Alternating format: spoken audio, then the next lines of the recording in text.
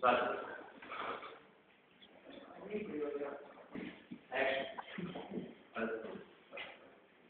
Pirmajā nedēļas dienā, rīta agumā, kad vēl bija tumsa, Marija Magdalēna atnāca pie kapa un redzēja akmeni un novelku no kapa.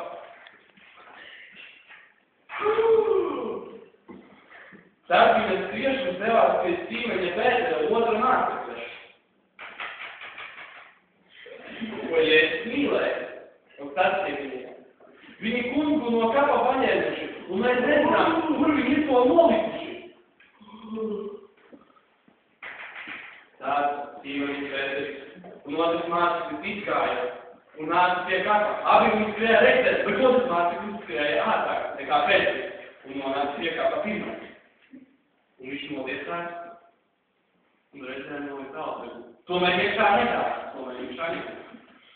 Tad viņam tevodam tā saka, un viņš Pēteris iegāja kapā un redzēja nolikt altaru.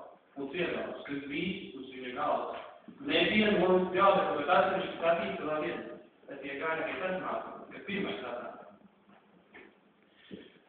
Un redzēja, un bitēja. Bet viņi vēl neizprata rakstus, ka viņam vajadzēja no viroņa augšana tas. Tad mācekļi atkal vietās savā mītnē. Bet Marija stāvēja ārā pie kapa un raudāja. Un vēl raudāja, ka viņa nolietās un pārpildījās kapā. Un viņa redzēja divus eņģeļus baltās drānās ceļam, vienu kaugalī un otru kaigalī, kur viņa noliekot Jēzus mietus.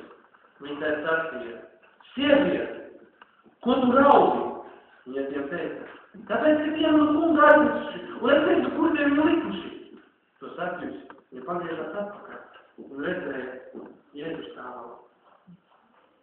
Bet viņa nezināja, ka tas ir viņš. Sieviete, ko raudi? Ko tu nekā? Tā domāšanā, ka tas dārgnieks sacīja viņam: kungs, ja tu viņu aiznes, tad saki man, kur tu viņu liki, un es viņu paņemšu. Jēzus sacīja viņam: Marija. Tā atgriezās un sacīja viņam: Raboni, kas nozīmē mācītāji.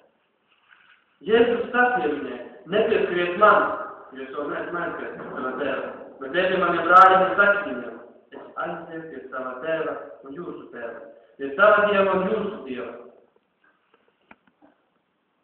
Tad Marija Magdalēna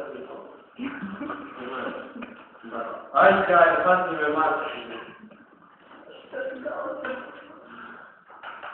Es redzēju kungu, un viņš domā pateikt.